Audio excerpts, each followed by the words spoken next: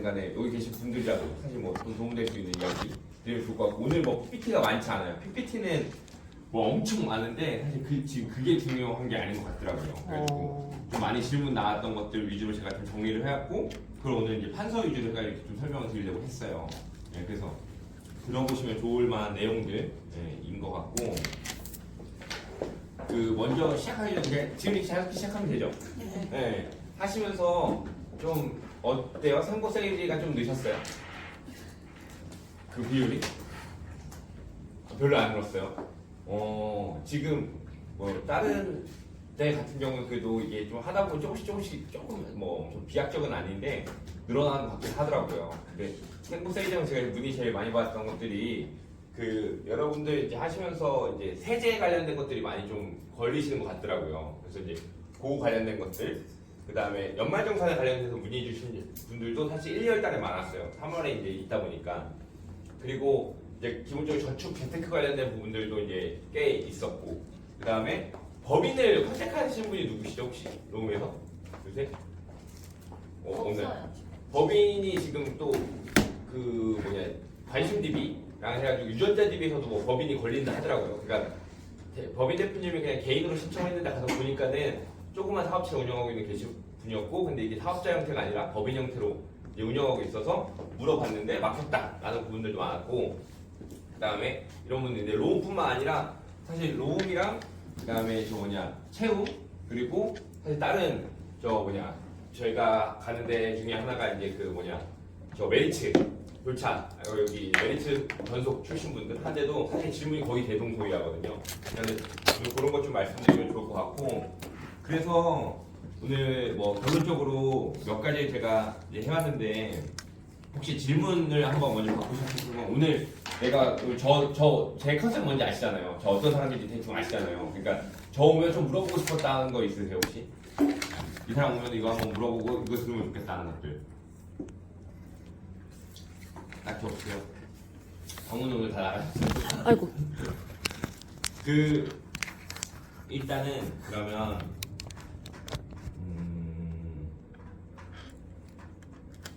일단 그럼 우리가 보통 연금이나 이런 거 할 때 적금하고 많이 부딪히지 않나요? 적금하고. 그래요? 그럼 여러분들 혹시 적금의 이자 산정 방식은 혹시 알고 계세요? 알고 있어요? 3% 적금이 보통, 5% 적금이 보통 몇 프로, 실질이자 몇 프로 나오죠? 이거 아세요 혹시? 우리가 봤을 때 우리가 10% 적금을 든다고 치면은 100만 원씩 적금을 들었어요. 그러면 1년 동안 1200 붙잖아요. 그럼 이자 120만 원 안 주잖아요. 왜 안 줘요? 그렇죠. 그래서 지금 보시는 것처럼 맨 처음에 첫 달에 넣은 이자는 12개월치 이자를 주지만, 두 번째 달에 넣은 거는 12개월치만 주고 이렇게 쭉 해가지고 결국에는 맨 마지막에 넣는 한 달치는 이걸 준 다음에, 그래서 실질 이자율은 보통 우리가 5%를 잡으면 2.96을 잡거든요. 보면은 반 정도가 조금 정도 넘는 정도의 이제 이자 형태밖에 안 된단 말이죠. 그리고 여기다가 추가적으로 사실 뭐 물가상승률 고려했다 치고 이제 여기다 이자 소득세 과세하게 되면은 사실 이제 낮아지게 되는 거잖아요. 그래서 우리가 꼭 한 번쯤 해볼 건, 여러분 연금 세일즈를 하시려면 제가 이제 오늘 몇 가지 이제 제가 코칭 이걸 드리는 거니까 오늘 일반적인 강의가 아니라, 첫 번째는 연금 세일즈 하실 때는 네이버에 적금 계산기 있거든요. 적금 계산기. 그럼 그걸 가지고 한번 연금하고 비교해 보는 거예요. 그러면 똑같이 해가지고 예를 들어서 100만 원짜리 적금을 걷다. 그러면은 예를 들어서 실제 이자가 내가 총 타는 게 원금 1200에 한 100 정도 1300을 탔어요. 그럼 그거를 예금으로 빼는 거죠. 1년치. 이걸 수동보험이라고 하는데, 이걸 예금으로 빼고 그 다음에 다시 또 100만 원 적금이 시작되는 거죠. 1년짜리 적금이. 이렇게 해서 이거 거기에 네이버에 보시면 적금 계산기가 있고 예금 계산기가 있으니까 이렇게 돌리면 이자가 나와요. 이렇게 해서 한번 계산해 보시면 언제 연금이 이기는가, 해지연금을 갔을 때. 근데 이거를 내가 스스로 한 번이라도, 그러니까 듣는 거 말고 내가 직접 해보면 이게 어디서 이제 연금이 보통 이곡선이 나온단 말이에요. 이렇게 하면 적금은 이게 없으니까 이렇게 갈 거고, 이제 연금은 보통 지다가 이렇게 쳐버리거든요. 그러니까는 그럼 이 시점이 언제인가 라는 걸 확인해가지고 고객한테 우리는 여기만 포커스 맞추는 거야. 이게 뭐 13년이든 15년이 있으면 우리 이 기간을 팔아야 되는데, 이거를 우리가 숫자적으로 이해하지 않으면 고객한테 우리가 확신 있게 설명을 못 한다는 거죠. 그리고 이제 여기서 이거를 했다 할지라도 사실 가장 불가능한 건 뭐냐면 이 사람이 한 사람이 이렇게 수동복리라고 하는 걸 절대 10년 동안 실행할 가능성이 없죠. 예, 적금이 만기되기 3개월 전부터 사람은 이 돈을 어디다 쓸까부터 생각을 하는데 이걸 계속 내가 연금 목적으로 해가지고 아니면 목적자금 목적으로 해가지고 교육자금 목적으로 해서 계속 수동복리를 돌릴 가능성이 거의 전무하단 말이죠. 그럼 그 다음에 뭘 찾아봐야 되냐면 또 네이버에 이걸 찾아보시는 거예요. 오늘 이제 보통 이제 어떻게 하실 걸 알려드릴 거예요. 네이버에 또 뭘 찾아보면 1년짜리 적금 만기율을 한번 찾아보세요. 그럼 보통 60%대밖에 안 돼요. 1년짜리가. 사람들이 적금을 가입했을 때. 근데 이거를 10년 동안 수동복리를 해서 내가 만기가 되면 예금으로 옮기고 가장 고금리 찾아가지고 또 적금 들고 또 만기 되면 두 개 합쳐가지고 또 예금 올리고 또 적금 돌리고 사실 이렇게 하는 사람들이 많지 않은데 이렇게 한다 할지라도 사실 대부분의 연금 상품을 두면은 일정 기간에서 초과해 버린단 말이죠. 그러니까는 이제 있다는 거 우리가 이제 논리적으로 먼저 이해해야 되는 거고 그리고 그리고 나서 가로저축 세로저축에 대한 부분이 아주 재무설계 영업의 가장 기본이 되는 건데 우리가 보통 살아가면서 뭐 이게 숫자는 크게 신경 쓰지 마세요. 그냥 맥락만 이해하는 겁니다. 제가 따로 숫자는 안 고쳐왔어요. 우리가 이제 살아가면서 결혼자금은 이거 통계청자를 보면 제가 이거 몇 개를 같이 띄우면 할게요.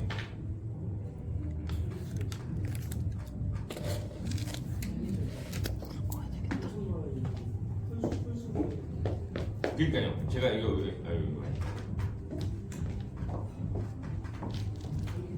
끌까요? 근데 칠판이 또 안 보일까? 안 끄셔도 돼요.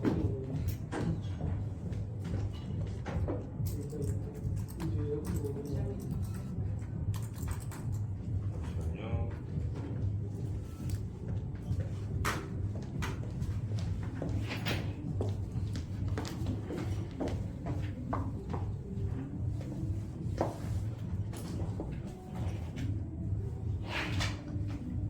조금씩 딜레이가 되더라도 오늘은 강의가 한 개 가지고 제가 쭉 쏘는 강의가 아니라 계속 제가 이것저것 보여드리면서 그걸 잡아가는 거니까는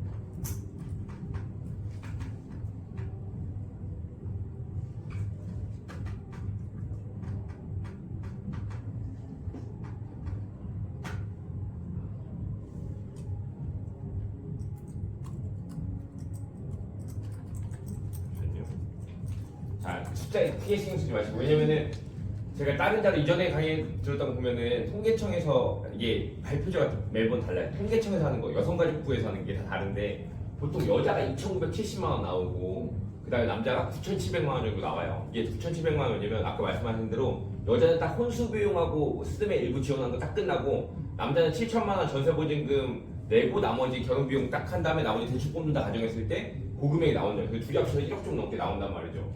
그러니까는 결혼자금 나오고 지금 저것도 이제 이거는 그냥 맥락만 이해하는 거예요. 지금 전세값 2억짜리 아파트 없죠.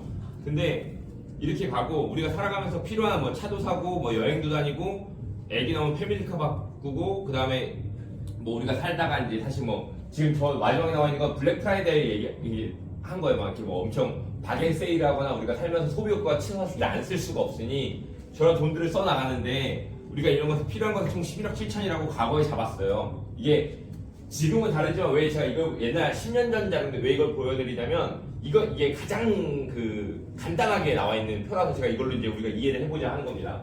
보통 이렇게 그 11억 7천만 원 정도가 우리가 인생 살면서 필요로 한데 근데 이것을 우리가 이제 돈을 어떻게 모을 거냐라고 했을 때 아까 말씀드린 적금으로 모은다 쳤으면 한 개씩 이제 세로 저축을 이제 가로 저축을 해나가는 건데 한 개 해결하고 한 개 해결하고 한 개 해결하는 걸 이제 가로 저축이라고 해요. 한 개씩 세로 저축 이렇게 한단 말이죠. 그러면은 사실 이거를 3천만 원 모으려면 월 47만 원짜리 적금을 5년 동안 모아야 이 기간에 맞춰가지고 부을 수가 있고 이걸 모으려면 월에 123만 원씩 12년을 모아야 되고 이렇게 모아나가는 방식이 있는데 그러면 우리가 중요했던 건 총 필요한 자금이 11억 7천이었는데 우리가 금리 혜택을 누릴 수 있는 건 이러한 방식으로 저축을 하게 되면은 총 필요한 원금이 10억 5천 정도가 들어간다는 겁니다. 예, 그러면 이렇게 하면서 우리는 여기서부터 이제 재무설계 오류가 이제 시작되는 거예요. 혹시 불을 좀 켜도 될까요? 네. 킬게요. 왜냐면 10억 5천을 못 모은다는 거죠. 일단 저때 물가 지금으로 치면 우리 그냥 간단히 해볼까요? 지금으로 치면 대략적으로 결혼하는데 그래 이렇게 남녀 평균 해가지고 그냥 뭐 7천만 원 잡고 여기 지금 청라 같은 경우는 아파트가 34평 보통 5억에서 6억에서 7억 정도 돼요. 5억에서 6억이 지금 되게 비슷해요. 네. 그럼 6억 정도 잡고 이거 전세잖아요, 그쵸? 이거 신혼부부 들어갈 때고 34평에 28평 들어갔다가 애기 2명이랑 40평으로 옮겨야 되잖아요. 그러니까는 네. 예를 들자. 그죠? 하고 그 다음에 이제 사실 여기 들어가지 않는 비용이 엄청 많아요. 자녀 교육자금, 그다음 노후자금 들어가요. 노후자금 어떻게 얘기하세요? 고객님하고 이야기할 때 노후자금 저는 이렇게 얘기한다면요. 우리 부부하고 둘이 65세 이후에 짜장면만 먹고 살더라도 얼마든지 계산해 보자. 짜장면 지금 한 그릇에 8,000원인데 둘이 먹으면 16,000원이고 셋이 이제 세끼 먹으면 54,000원이잖아요. 그럼 30일 동안 먹으면 대략적으로 짜장면 값만 5만 원 잡아도 150만 원이잖아요. 1년이면 1,800, 10년이면 1억 8천. 30년 먹으면 5억 4천 된단 말이죠. 짜장면만 먹고 살아도. 그렇죠? 그러면 여기다 뭐 좀 더 하면 노후자금 평균적으로 받는 게 파이어족 규정하는 걸 보면은 우리 네이버에 쳐보면 파이어족 규정하는 게 40세에 금융자산 13억에서 뭐 18억 사이를 모아야 이게 파이어족 은퇴가 준비된다고 얘기하니까 그럼 40세 기준으로 이 정도를 모았다 치면 이게 실제로 발현되는 금액은 30억 정도가 될 테니까 실제로 노후자금도 더 많이 필요한데 우리가 오케이 남편이 월에 500 벌어요. 그리고 여자 똑같이 500 법니다. 근데 여자는 그 뭐 둘 중에 하나 누가 육아휴직을 썼든 간에 해가지고 하여튼 평균 소득을 800 정도로 잡겠습니다. 생활비 다 빼고 고정저축을 300을 할 수 있는 집이 몇 명이나 되는 거지. 그렇지 않죠. 그러면은 내가 교육자금 다 쓰고 생활비 다 쓰고 카드값 다 내고 차값 다 내고 이자 다 내고 나서 200의 적금을 때릴 수 있는 집이 있다고 가정했을 때 사실 그럼 똑같이 계산해 본 거예요. 200을 적금을 불 수 있으면 1년에 2,400 붙고 10년에 2억 4천 붙고 30년 경제활동하는 동안 해가지고 7억 2천 분단 말이죠. 이게 벌써 이 10년 전 걸로 하더라도 모자라요. 이 총 투자 원금이 10억이 안 들어간다는 거지. 재무설계 시작은 이제 여기서 시작하는 거예요. 원래 우리는 논리적으로 맞지 않는 삶을 살고 있다. 그러면 이거를 보통은 어떻게 해결해 나가냐를 또 인문학적으로 얘기해 보는 거예요. 고객하고. 그럼 보통 어떻게 해결합니까? 그래서 다 살잖아요. 문제 없이. 어떻게 살죠? 비굴하게요? 아니 그러니까 아파트 값만 네. 오르기를 바라고 거기다가 투자를 해야죠. 맞아요. 투자를 하고 쓰잘데기없는 돈을 쓰려고. 네, 그것도 맞고 보통은 또 우리가 인류학적으로 어떻게 하냐면 보통 부모한테 해결을 조금 해요. 네, 보통 부모한테 해결을 좀 하거나, 그러거나 또는 아니면 나의 그 삶의 질을 좀 떨기는 거죠. 그러니까는 여러분들 당근마켓 거래해 보시면 아는데 30대 중반에 그 아기를 둘 정도 키우는 집들이 다 아파트에 살지 않아요. 빌라에 엄청 많이 살아요. 그리고 원룸에서 시작하는 부분들도 지금도 엄청 많고 그러니까 이게 부모로부터 뭘 못 받았으면 평범한 삶을 살면 이제 퀄리티가 낮아지는 거죠. 그러니까 퀄리티라고 하면 삶의 질이 좀 떨어진 상태에서 시작을 하는 거죠. 그러니까 어느 걸 좀 양보하고 살거나 아니면 부모한테 뭘 받거나 이제 이런 것들이 들어온단 말이죠. 그러니까 이것들을 이런 거 다시 다 빼고 이거를 이제 세로저축 방식으로 하려면은 이렇게 모아야 되는데 가로저축으로 바꿔보자 이겁니다. 뭐냐면 지금은 발생되는 재무 목표들을 한 개씩 해결해 나간 거예요. 단 무슨 학품을 통해서 적금이라는 거 한 개. 근데 이거를 말이 안 되지만 수익형 8% 주식형 펀드 내가 적금을 8% 고정으로 들었다 치는 거예요. 그러면은 내가 모을 수 있는 돈 투자되는 원금이 좀 줄어들게 되냐? 그렇지 않다라는 거죠. 사실 내가 적금을 2%짜리 든 게 아니라 8% 주식형 펀드를 들어도 사실 투자 원금은 10억 5천에서 8억 200 정도밖에 조금 한 2억 정도 빠지는 효과밖에 없다는 거예요. 그럼 이것도 불가능하다 이거죠. 그럼 우리는 어떻게 되냐? 그럼 만약에 분산 투자로 이제 해가지고 가로저축으로 모아본다 이겁니다. 가로횡으로 깔아가지고 각 기간별 목적별을 그때그때 준비하는 것처럼 미리미리 준비해서 최저가된 상품으로 준비한다고 쳤을 때요. 자, 대한민국에 보통 평균적으로 종별을 구분하면 은행, 증권, 보험 해가지고 보통 87가지 정도의 금융상품의 분류가 있다고 해요.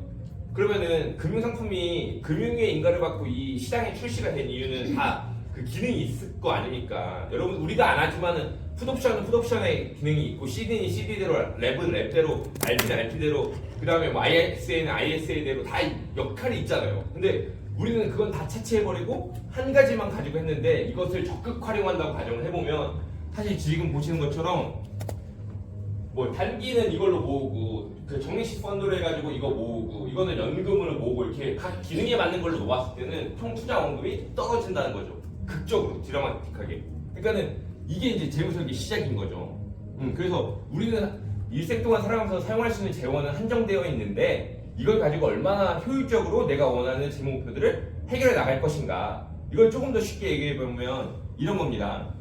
저는 육군 장교로 군 생활을 했는데 군 생활을 하다 보니까 이제 그때는 뭐 그게 아니라 직장 동료인 거예요. 그때 저도 공무원직 나오고 공무원을 했으니까. 근데 그때 제가 뭘 봤냐면 그 당시 이제 원사라는 계급이 있어요. 원사. 뭐냐면 부사관의 최고 높은 계급. 이부터 제가 50대 중반이거든요. 은퇴를 앞둔 두 명의 원사가 있었어요. 근데 두 명의 아저씨가 있었던 거죠. 근데 전 둘 다 이렇게 대화를 많이 하다 보니까는 한 가지 느꼈는데 둘이 똑같이 20대 초반에 30년 전에 군대에 들어왔어요.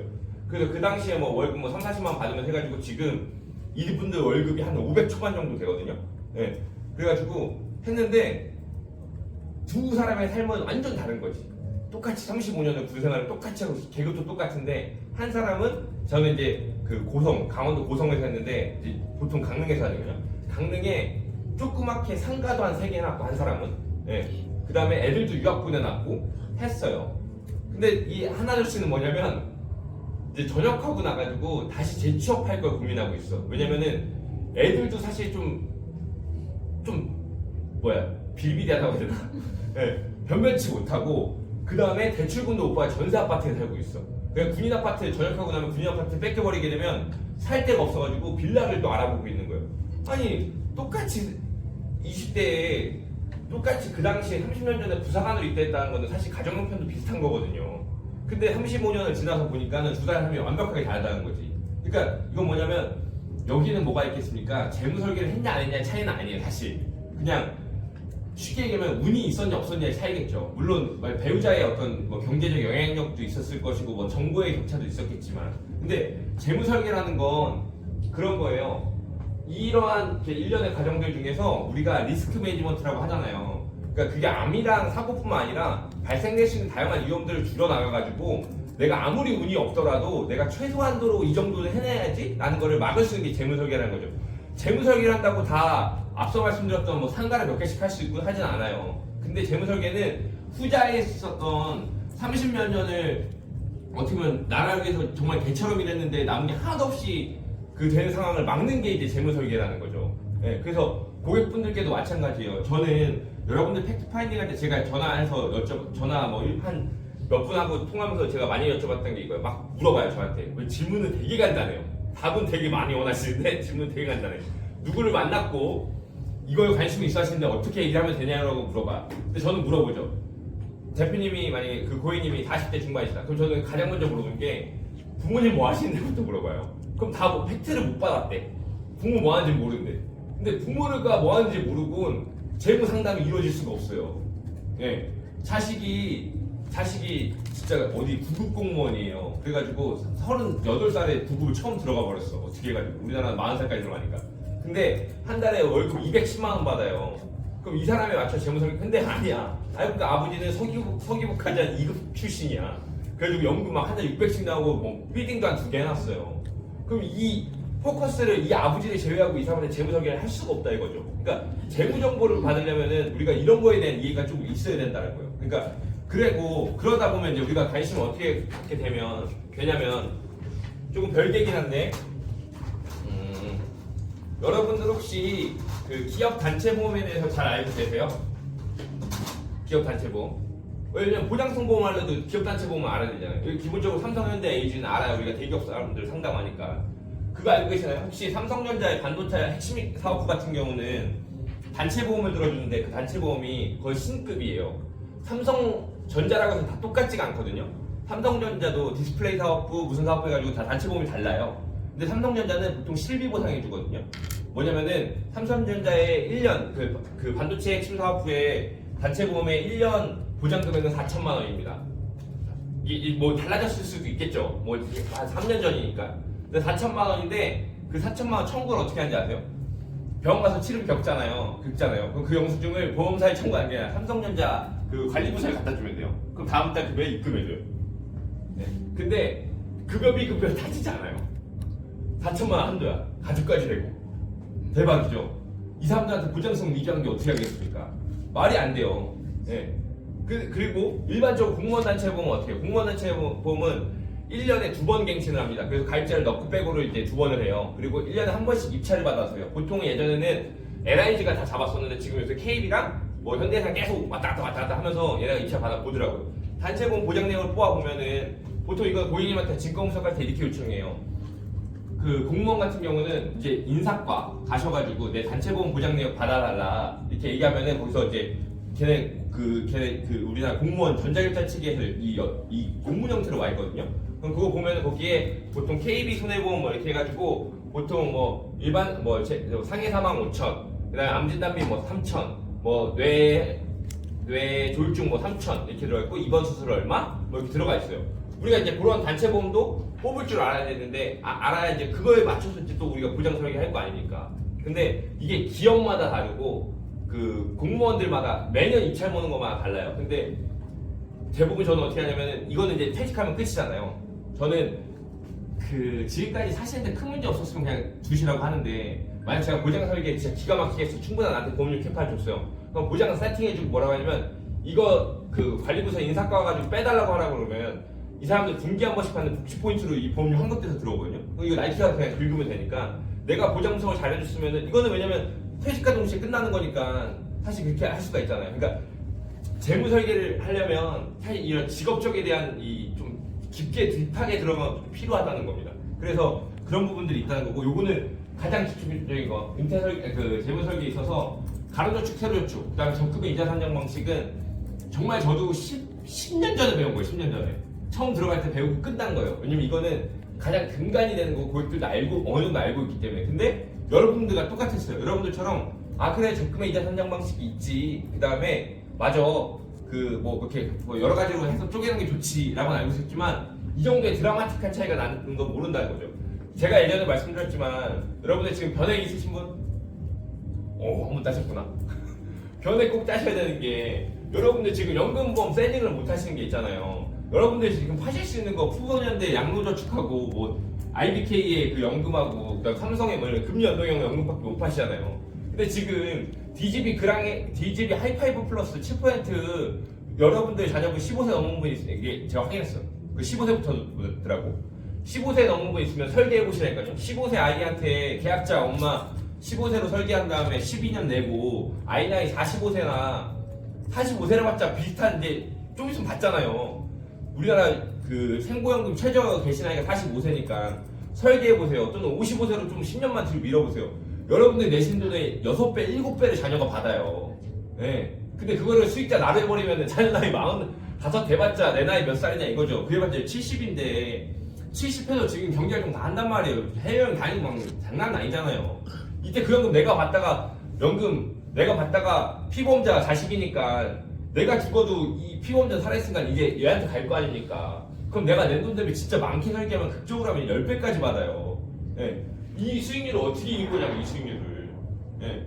내가 2천 내고 2억 받는데 네. 근데 이거를 수익률을 접근할 게 아니라 그거 7%밖에 안 돼요. 하이플러스 단리 그것도 복리도 아니에요. 근데 연금액이라는 거는 기본적으로 경험생명표라고 하는 거에 근거해가지고 연금을 내가 종신토록 주는 거니까 사실 이거를 고객들이 알아야 된다는 거죠. 이러한 그러니까 기능들. 자, 제가 오늘 뭐 몇 개 왔다 갔다 하는데 코스트 에버리지는 알고 계시죠, 여러분들? 적립식 펀드. 자, 주식이 좋습니까, 안 좋습니까? 주식이 좋죠. 근데 우리가 종목을 못 집어서 그렇지. 근데 여기다가 그냥 이 초보자 이거 왜 펀드를 했는데 왜 펀드를 우리 이거부터 갑니다. 주식은 뭐예요? 주식은 그렇죠. 로움이라는 주식회사가 있어요. 주로움. 그럼 이건 무조건 법인을 설립할 때 주식을 발행하게끔 되어 있습니다. 그래서 보통주 5,000주를 발행하는데 자본금을 넣어요. 그러면 예를 들어 저는 코리아 FP라는 법인이 있어요. 자산 컨설팅 법인이에요. 이거 설립하려면 자본금을 누려고 물어봐요. 나도 모르니까. 저도 맨날 품 잡고 다니면서 하는 줄만 알았지 내가 직접 하려는 거 모르겠더라고. 그러니까 얼마 넣어야 되는데 법무사한테 물어봤더니 500만 원만 넣어도 된대요. 근데 보통 2천만 원을 넣어야 나중에 대출이 잘 나온대요. 2천만 원을 넣었어요. 2천만 원 넣고 보통주 1,000주를 발행했습니다. 그래서 저희가 70% 주주고 저희 김성환 지점장이 30% 주주예요. 그러면 이렇게 했으면은 둘이 이제 700주, 300주를 나눠 가진 거잖아요. 그러니까 만주를 발행했구나. 1,000주, 700주, 300주를 발행했잖아요. 그러면 이게 뭐냐면은 이게 지금은 한 주당 액면가가 5,000원이에요. 그쵸? 네, 5,000원인 거란 말이에요. 근데 이게 막 해서 이제 막 매출을 일으켰어 우리가. 왜냐면 이제 저도 작년에 컨설팅 매출이 있고 하니까. 그래서 이제 기업 가치 평가라는 걸 하거든요. 이거 누가 이제 세무사가 해줘요. 그래서 그러니까 야 너네 1년 동안 운영한 거 보니까 너네 이제 한 주에 5,000원이 아니야. 너 열심히 했지. 너네 더 쓰레기 돼서 한 주에 1,000원이야. 이렇게 평가를 할 수도 있고 아니네 너네 매출 보고 너네 자본금이 많이 쌓였고 너네 사무실 다산으로 이사했구나. 그러니까 집기랑 이런 것들 시설 보증금 평가하니까 너네 한 주에 뭐 8,000원씩 돼. 그럼 이게 이제 이거 비상장 주식이라는 거야. 상장되지 않은 주식. 여러분들이 똑같이 이런 것처럼 삼성전자 주식을 사면 지금 얼마지? 삼성전자. 삼성전자 너무 요새 그 액면 분할에 빠졌으니까는 그 SK 하이닉스로 보죠. 싸네요. 그럼 LG 생활건강에 있어요. 됐다. 자 보시면 LG 생활건강 주식을 뭐 사면 좋겠죠. 그럼 LG가 생활건강이 잘 되면 내가 이제 돈이 오르는 거고. 근데 의미가 있냐 이게. 여러분들이 한 달에 그러니까 여러분들이 600만 원치 주식을 갖고 있어요. LG 생활건강 거를. 근데 얘가 갑자기 120이 됩니까? 안 되죠. 100만 원도 안 되죠. 큰 힘이 없잖아요. 그 주식 큰 힘이 없다고요. 근데 그래서 우리는 어떻게 해요? 대형 운영제를 못 사잖아. 그러니까 우리가 어떻게 해요? 점점 이제 테마방 들어가고 이 돈 주고 퀵 받아가지고 작전주로 가는 거 아닙니까? 작주로. 그러니까 한 주당 2,300원짜리가 5만 원 될 수는 있으니까. 그쵸? 우리 원화가 하나도 안 나오죠? 파란색도 혹시 안 나와요? 나온다. 이거 나온다. 그래 지금. 파란색으로. 네. 그러니까 근데 주식이라는 거 우리가 그 회사의 지분에 직접 투자하는 거고, 네. 그리고 그럼 채권은 뭐예요? 채권. 오늘 재무석이 기초 갑니다. 기초. 채권. 성함이 권선미 팀장님. 성함이 이우정 팀장님한테 권선미 팀장님이 5,000원 땡겼어요. 그럼 차용증 쓸 거 아닙니까? 그게 채권인 거죠. 네. 근데 그런 거죠. 채권이라는 건 회사도 돈을 필요해. 만약에 이제 제가 이제 말씀드렸던 거 얼마 전에 가요. 신세계가 스타필드를 지금 이제 청라에 있나요? 지으려고 해? 지으려고 짓고 있죠. 지으려고 했더니 얘네가 은행 대출 받으면 비싸요. 그러니까 신세계가 친한 정용진이 가가지고 이재용을 만나서 야 은행 대출 받은 거 너네 요새 너 이번에 인도네시아로 수주해가지고 현금 많이 들어왔지. 나 그 돈 땡겨줘 한 거예요. 은행 대출 6%인데 네가 나한테 채권 발행해주면은 3%의 좀 발행을 해줘 하면은 회사가 회사한테 돈을 빌려왔잖아. 이게 회사 채권이라는 거지. 근데 이 채권을 할 때 이거를 이재용한테 빌려온 게 아니라 그 정용진이가 갑자기 이제 우리 시중에 풀어본 거야. 은행을 통해서 야 우리한테 돈 빌려줄 사람 좀 모집해봐. 그러니까는 권선미 팀장님도 이재용한 정용진한테 돈을 빌려줄 수 있는 거예요. 한 2,800원 정도? 네. 근데 그게 채권이에요. 그러면 이재용한 그 정용진한테 2,800원 받을 권리가 있는 거지 않습니까? 근데 이거를 정용진이가 언제 줄지 모르니까는 이거를 매년 정용진이 5%씩 이자를 줄게 라고 하는 게 이제 채권인 거죠. 그래서 회사가 발행하면 회사채, 뭐 마사회나 인천공항이나 이런 데가 발행하면 공공채, 나라가 발행하면 국채인 거죠. 근데 이게 채권인 거고, 이게 펀드는 뭐냐면 아까 이 생활건강을 자 권선미 팀장님이 이제 매월 오케이 재무설계 이제 알겠어 해가지고 나는 한 달에 300 저축할 수 있었는데 오케이 분산 투자가 중요하구나 해가지고 내가 한 달에 50만 원씩 주식을 사 모으겠어라고 이제 마음을 먹은 거예요. 근데 제가 찍은 게 뭐예요 오늘? LG 생활건강을 찍었죠. 이거 살라고 이제 토스를 열어가지고 주식을 살라고 봤더니 못 사네. 그쵸? 못 사니까 어떻게 해요? 작전주 잡주로 가지고 이제 인생 많은 거죠 뭐. 근데 그게 아니라 뒤에 있는 다른 팀장한테 얘기하는 거예요. 우리 나 이거 못 사니까 셋이 돈을 모으자. 그래서 50 플러스 50을 해서 이거를 두 주를 삽니다. 그럼 130만 원이죠. 150이 모였는데 여기까지 따라오세요. 네. 130만 원 샀어요. 그럼 20만 원이 남지 않습니까? 그럼 우리 이거는 너무 불량주니까 이제 잡주를 가자 해가지고 잡주를 뭐 대성창출하는 잡주를 뭐 6천 원짜리를 몇 개 사고 그다음 20만 원, 그러니까 3만 원짜리도 한 몇 개 사고 이렇게 해가지고 하나에 사람들이 모여서 집합해서 자 펀드는 영어고 한글말은 집합 투자기고요. 사람들 몇 명이 투자하려고 집합을 해서 투자하는 기구를 만든 게 펀드예요. 그러니까 이 펀드인 건데 이 펀드는 보세요. 벌써 여기만 해도 지금 이 로운 펀드에만 하더라도 지금 종목을 제가 3개로 나눴죠. 그럼 점점 이거는 한 개 회사 따라가는 게 아니라 지금 마치 생활공간에 넣는데 하나는 이 아까 저 6천원짜리 주식이 대성장수가 아니라 그냥 아모레퍼시픽이라고 해봅시다. 그리고 얘는 뭐 뉴스킨이에요. 생활건강 관련된 주에 있는 거. 이거는 그럼 이 펀드는 무슨 펀드가 되냐? 생활건강 펀드가 되는 거예요. 반도체 펀드가 되는 것처럼. 그러니까 이 펀드가 됐으면 이 펀드를 그럼 나는 그 LG 생활건강의 기업에 막 LG 생활건강 막 200주 사모았는데 LG 생활건강이 갑자기 막 프로필을 꽂아가지고 그냥 CO 리스크로 그냥 주식 박살나요. 그러면 이제 끝나는 거잖아요. 근데 나는 생활건강 테마에 투자했으니까 얘네가 무너지더라도 얘네가 무너지면서 반사효과로 아모레퍼시픽이 갑자기 얘네를 뭐 인수한다 이런 게 나오면서 아모레퍼시픽이 떠버려요. 그러면은 LG 생활건강은 무너졌지만 아모레퍼시픽이 떴으니까 전체적인 생활건강 화장품주는 뜨겠죠. 그러면 이 펀드 수익률을 나는 거지 않습니까? 근데 이거를 좀 더 확장시켜야지. 이걸 반도체, 전기, 기술 분야로. 근데 이것들이 또 펀드가 여러 개가 합쳐지면 이게 결국엔 코스피가 되는 거예요. 주식을 맞춰가지고 성공하기 쉽지 않지만 보시죠. 코스피를 맞추기는 쉽거든요. 지금 뭐 1일, 3개월 이렇게 되어 있잖아요. 근데 10년들 보면은 결국에는 여기에서 어쨌든 요만큼 올랐잖아요. 네. 뭐 여기도 있었지만 여기에서 요만큼 올랐다고요. 그리고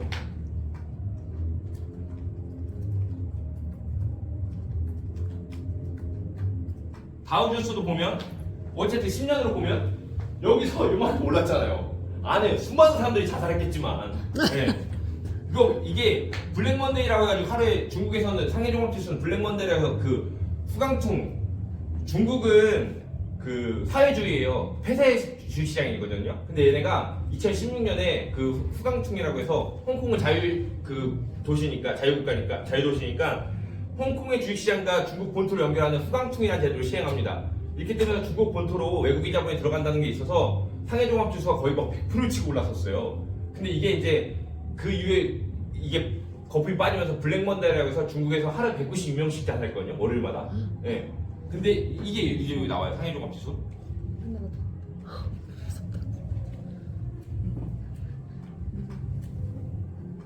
여기 보시면은 10년이면은 2016년 지금 여기 올라왔죠. 쳤죠. 이제 여기서 이렇게 빠졌단 말이에요. 지금. 네. 여기 쳤다가 이게 성공투대 쳤다가 수강투대 쳤다가 이렇게 빠졌단 말이에요. 이게 하루 190명씩 자살했어요. 이때.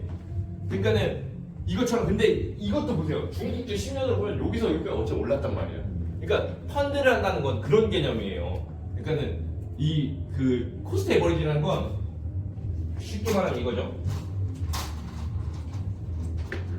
결국엔 시장은 우상향한다 라는 걸 가지고 이렇게 그래프가 있으면 얘가 이렇게 오르는데 결국에는 이제 여기서 시작해서 여기 간다는 경제 논리를 가지고 있는 거고 자 여기서 사면은 그러니까 이게 만약 주식이 많이 올랐어요. 만약에 내가 투자 종목이 그러면은 내가 매월 똑같이 100만 원을 사면 이때는 만 원짜리를 100개 살 수 있었는데 이때는 10개밖에 못 사요. 근데 대신에 이때 가면은 뭐 1000개를 살 수가 있는 거죠. 가격이 떨어졌으니까 똑같은 금액을 투자하는 거예요. 매월 100만 원. 그럼 결국에는 개수는 어때요? 개수는 떨어져도 개수를 많이 살 수가 있으니까 결국 오르게 되면 이거 다 먹는 거지 않습니까? 그러니까 이게 코스트 에버리지라는 건데 비용을 평균화친다 이제 이런 거잖아요. 이게 변액보험 그 설명의 시작이에요. 네. 변액보험은 아까 말씀드렸던 생활건강 테마를 담고 내가 변액보험은 주식을 안정화시킨 게 펀드를 안정화시킨 게 변액이니까. 네. 그러니까 이렇게 가서 변액에는 우리가 뭐 미국 ETF형 지금 미래색 같은 경우는 뭐 금 원자재에도 30% 넣을 수 있고 미국 ETF에도 30% 넣을 수 있고 뭐 달러에도 얼마 넣을 수 있고 이렇게 분산 투자할 수 있는 거. 분산을 거친 게 변액인데. 그러니까 이렇게 됐을 때 중요한 건 결국에는 이게 짱이냐 제가 월에 300 저축했으면 이걸 300하라고 그러냐 그게 아니라는 거죠. 고객님한테 말씀드린 건 적금 100 부시고 원하시는 뭐 테마방 들어가 계시면 주식도 매월 50만 원씩 사 모으시고 대신에 IRP도 하시고 연금보험도 드시고 종신보험도 드시고 변액보험도 드시죠. 이게 이제 가는 거 아닙니까? 그래서 저축의 가장 큰 삼성질은 그 목적, 강제, 분산 이렇게 세 가지가 저축의 성공적인 저축의 삼성질이거든요. 그래서 첫 번째는 아까 우리가 표 봤던 것처럼 우리가 주택 마련, 자녀 교육 등의 이제 목적성을 부여하라. 그리고 저축을 시작해라. 그리고 두 번째는 계란은 한 바구니나 먹지 말라고 여러 가지 여러 가지 87가지가 있으니까 그중에 나한테 맞고 아는 거에 대해서 분산해라. 그리고 세 번째는 아까 말씀드린 적금의 수동공리가 안 되는 이유는 강제성이 없기 때문이다. 100% 깬다. 그거는 이게 어차피 논리적으로 이루어질 수 없는 거다라고 하는 거니까는 분산이라고 하는 거. 그래서 이 세 가지 성질이 성립이 되어야만 안정적인 저축이 흘러갈 수 있다는 거죠. 자, 오늘 보험 얘기시면 안 들고 있습니다. 근데 이게 그럼 어떻게 나눌 건데라는 거에 대해서 좀 어려우시잖아요. 이걸 나누려면은 좀 뭐랄까, 그러니까 재무 설계에 대한 좀 이해가 있고 재테크 공부가 좀 많이 되어 있어야 될 것 같잖아요. 근데 이런 것을 좀 초보자들이 잘 하기 쉽기 위해서 가장 쉽게 나눌 수 있는 방법이 있어요. 뭐냐면 이게 4분면 분할법이라고 해서 하나 소개해 드릴게요. 계속 하니까 좀 죄송하니까 성함이 오준석 팀장님. 오준석 팀장님. 오준석 팀장님은 저축할 때 짧은 게 단기가 있어요. 장기가 있어요. 그럼 비율을 어떻게 두고 싶으십니까? 성향이 50대 50. 5대5. 5대5. 그러면은 여기는 안정이 있고 여기는 위험이 있어요. 저축을 할 때 넓은 만큼 할 거냐 이거지. 몇 대 몇을 두고 싶으십니까? 이것도 5대5예요. 5대5 너무 재미없다. 조금만 바꾸시면 안 돼. 6대 4 정도로. 7대 3 어디를 7? 밑에 위험을 7. 7. 여기 3. 되게 간단해. 포트폴리오 짜는 거 이게 나와 있는 경제 이론에 여기 곱하면 돼요. 여기 3호 15잖아요. 여기 3호 15. 그 다음에 위험이 7, 5, 35. 여기가 7, 5, 35. 내가 한 달에 100만 원 저축할 수 있다 치면 안정적인 단기 상품에 15만 원 저축하면 돼요. 적금에. 네. 포트폴리오 짤 때 적금, 그 다음에 CMA, 기타 등등에. 그리고 안정적인 장기에 15만 원 넣어야 되잖아요. 여기에는 금리 확정형, 연금에 넣고 청약에 넣고 하면 돼요. 내가 위험하고 장기적인 거에 지금 35가죠. 이거 변액 때리시면 돼요, 여기. 예. 그 다음에 장기채 사시면 돼요. 채권이나 아니면은 채권도 우리나라 국채 말고 사실 이제 뭐 브라질 채권 이런 거 진짜 위험하긴 한데 좀 수익성을 누릴 수 있는 장기 상품에 35만 원 넣으시면 되는 거고, 그 다음에 단기적으로 위험한 거 주식 35만 원 하시면 되는 거고. 왜 예를 들면 이런 식으로 사실 내가 포트폴리오 잘 못 나누겠을 때는 고객의 성향 분석을 통해 가지고 이렇게 그냥 100만 원 가지고 딱 나눠버리면은 내가 네 가지를 쪼갤 수 있어요. 근데 사실 중요한 건 뭐예요? 안정적이고 장기적인 거 상품 되게 많잖아요. 여기도 되게 상품이 되게 많고 이렇게 해서 상품 유형을 쪼개면은 사실 가장 쉽다라는 거죠. 네, 고객하고 이제 이야기할 때도 이런 것을 사실 지금 이렇게 허접하게 한 게 아니라 좀 좀 전문적으로 보이기 위해서는 우리가 변액보험을 가입하려면 그 변액 적합성 검사라 해서 투자 성향 검사를 하죠. 그거 하면 이제 이거 비율 정확하게 나오니까. 그 두 번째는 뭐예요? 단기는 어쩔 수 없이 우리가 상담을 통해서 고객이 현재 처해 있는 상황에서 어떠한 재무 목표들이 눈앞에 당면에 있는가를 우리가 기간별로 이제 나눠서 팩트 파인딩, 초회 면담 때 받아와야 되는 거고. 그래서 우리는 포트폴리오를 짜주는 게 여러 가지 방식이 있지만 이게 가장 쉬운 방식이에요. 예. 그래서 고객이 어떻게 원하는가에 따르면은 딱 100만 원 넣었을 때 나온다 이거죠. 그러니까 이렇게 또 할 수 있는 방법이 있다라는 겁니다. 자, 와, 시간이 벌써 끝나가네요. 마지막으로 그러면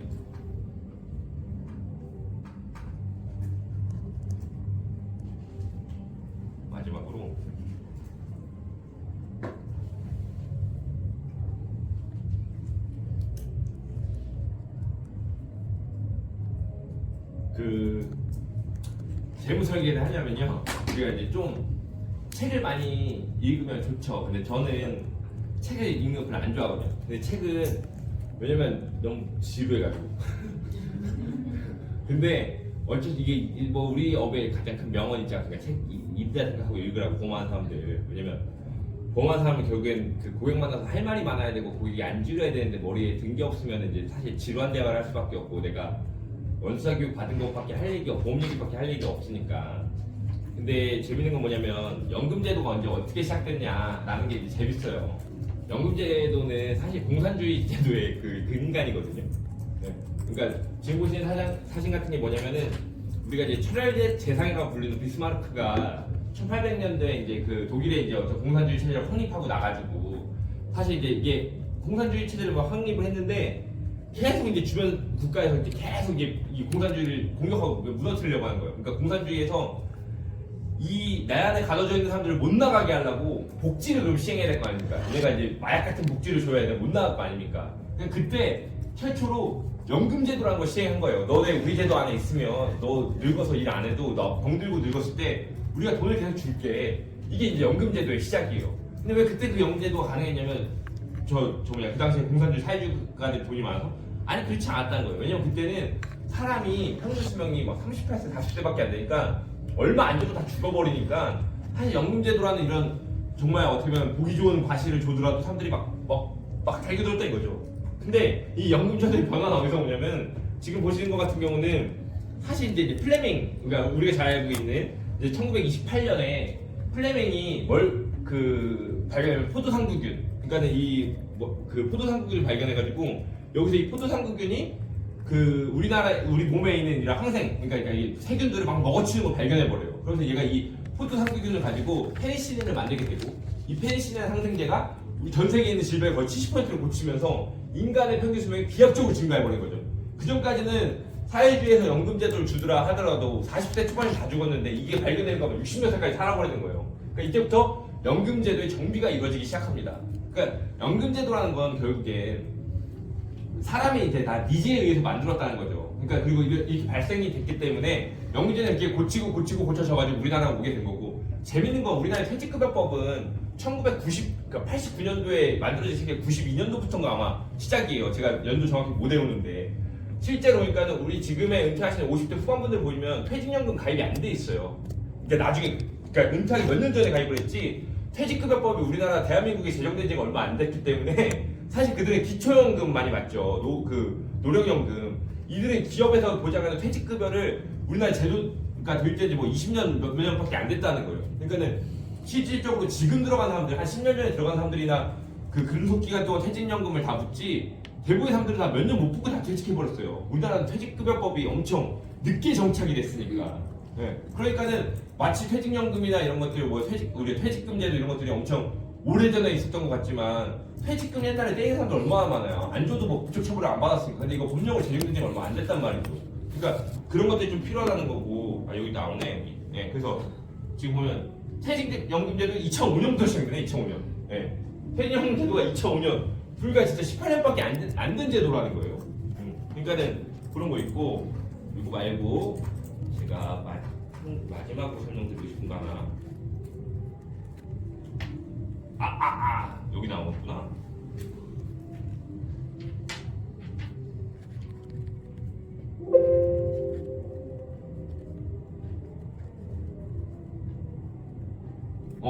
여기 좀 아까 말씀드렸던 좀 구체적으로 숫자 나와요.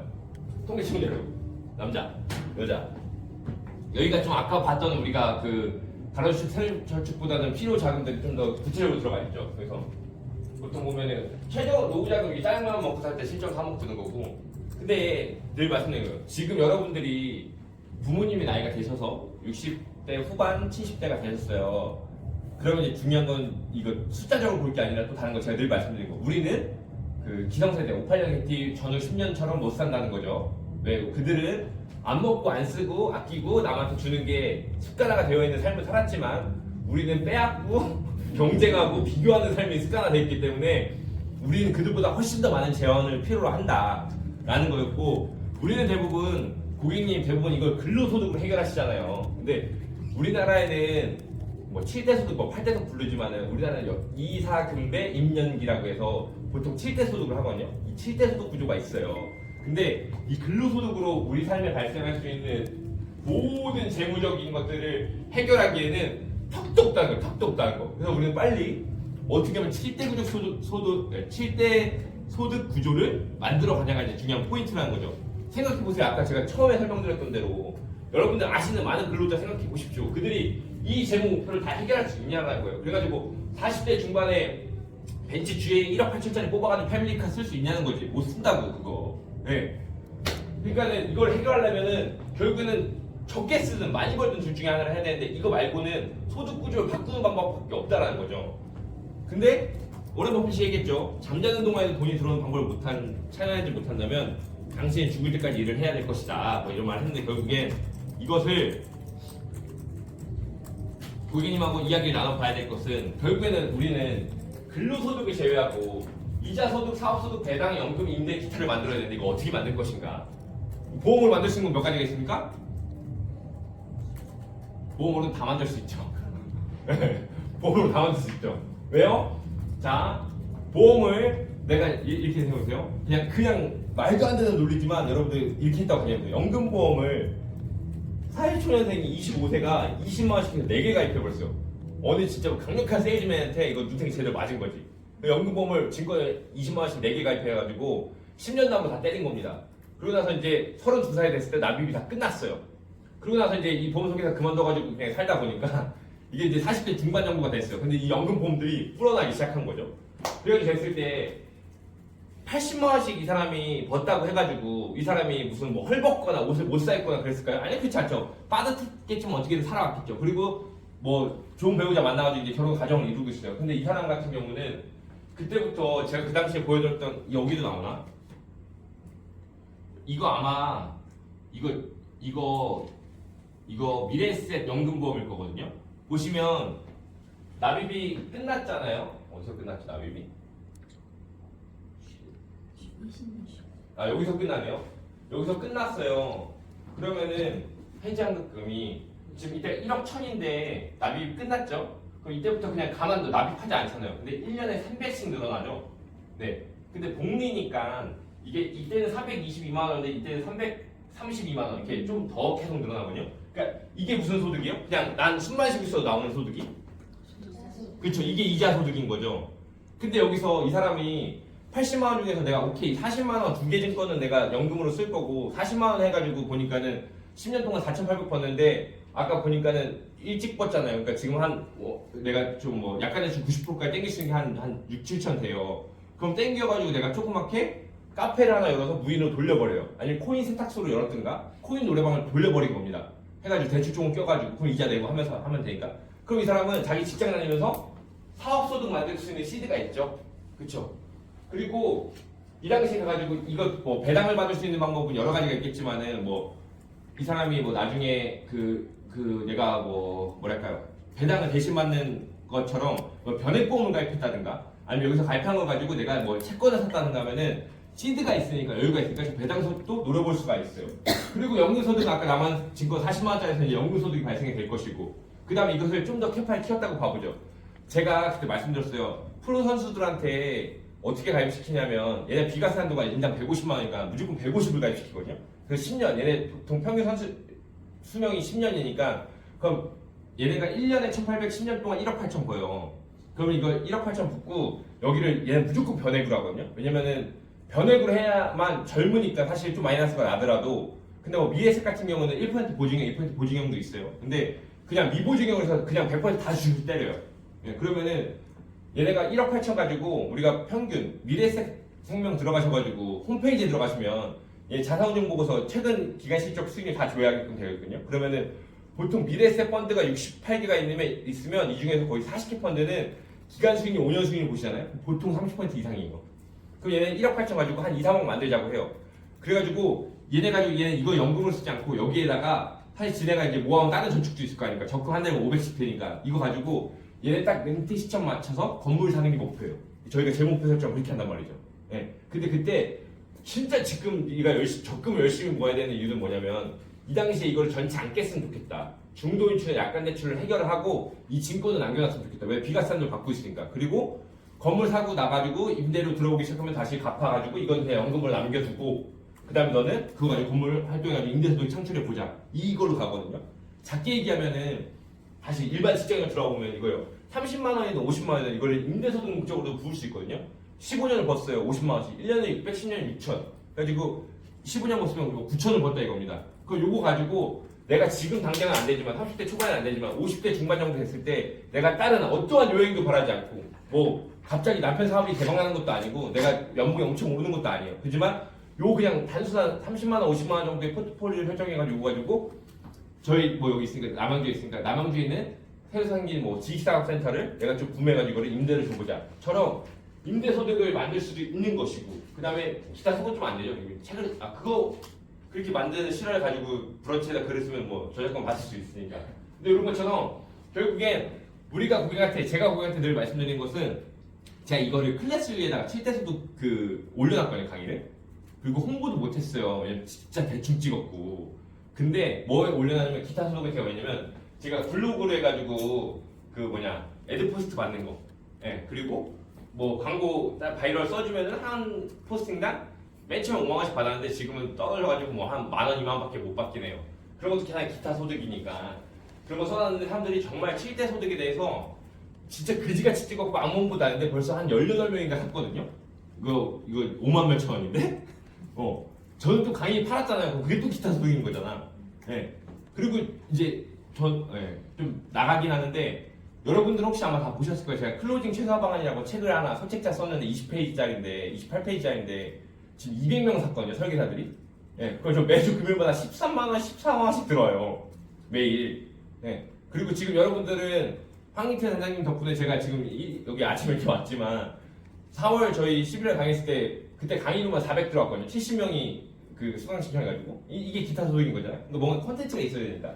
근데 이런 것들처럼 이렇게 우리는 우리의 고객이 다양한 7대 소득이라고 하는 거에 대해서 만들어 갈 수 있게끔 해야 되는데 그 만드는 시드를 결국 보험을 하는 게 가장 편리하다는 거예요. 네. 왜냐면 이걸 만들려면 내가 막 알아봐야 되고 그다음에 뭐 금융상품도 선택해야 되고 그 중간에 내가 이 저축해 나가는 과정 동안에 온갖 닥치는 이 세상의 위협도 있지 않습니까? 유혹도 있고. 근데 이거는 보험은 30이든 50이든 적금을 해놓으면 그러니까 가입해 놓으면 중간에 깨려면은 원금 손실 나니까는 사업이 빠졌으니까는 약간 좀 그런 게 있고 또 담당 설계가 또 전화해가지고 막 그러니까는 못 깨잖아요. 그래서 어쨌든 통신비 나가듯이 공과금 자동이체 되듯이 계속 빠져나가 버리면은 결국 이걸 다 할 수 있다는 게 아니라 뭐라도 할 수 있는 그 시드가 형성이 된다라는 거죠. 네. 그래서 그런 부분들을 가지고 우리가 이제 고객한테 컨택하면 좋겠다라는 거고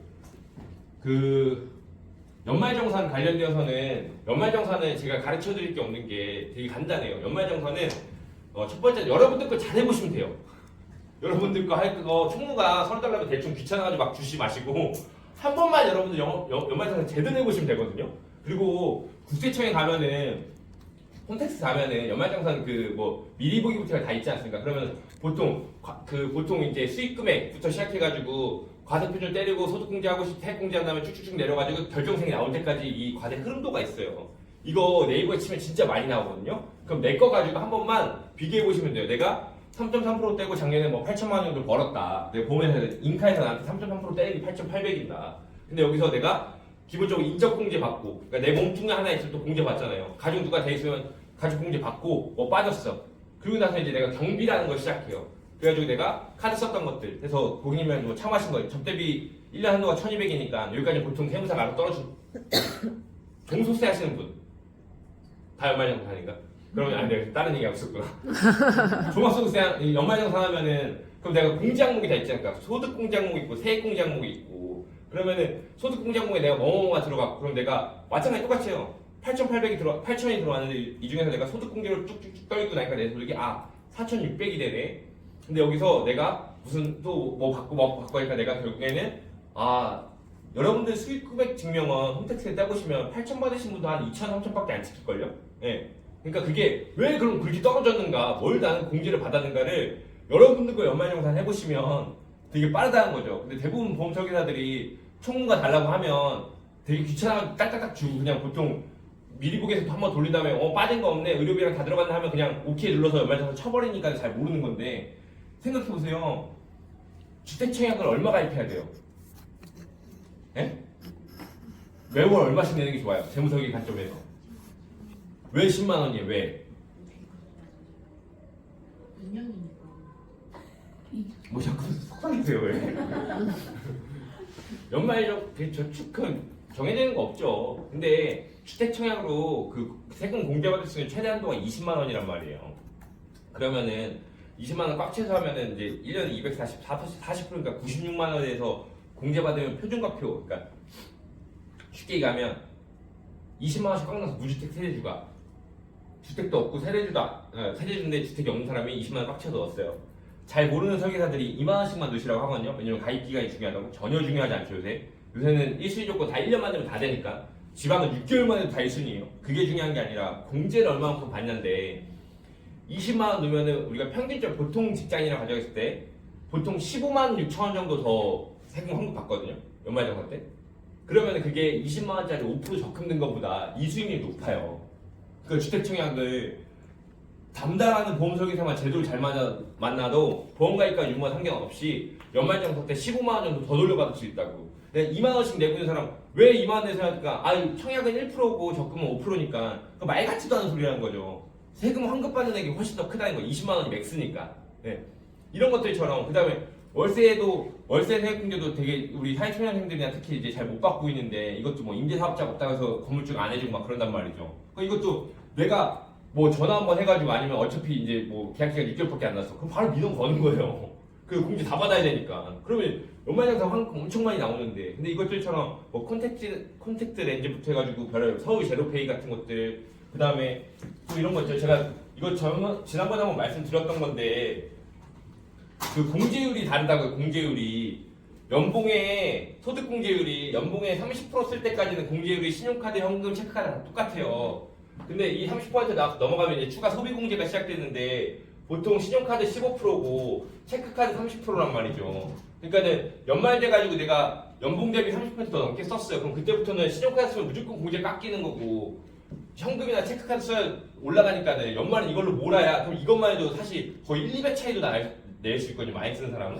근데 이런 거 고객들한테 알려주면은 사실 이런 것만 잘 챙겨줘 내 보험료 캐판 나온다는 거죠.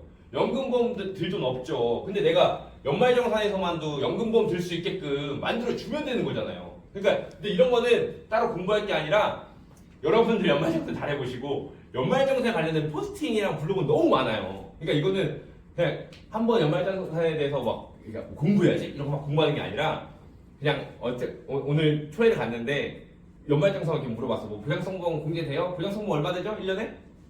1년에 100만 원 됩니다. 부양성공도 100만 원 공제 받아요. 그러니까 이렇게 물어봤어. 그럼 다음번에 왔을 때 이걸로 좀 컨택 잡아야겠다 하는 이제 소스가 생겼으면 그날 이제 기소하셔가지고 포스트 몇 개만 뒤져보아서 공책에 정리하면 그냥 끝이라고요. 그게 한 번만 하면 돼요. 근데 그게 그렇게 어려운 게 아니라는 거죠.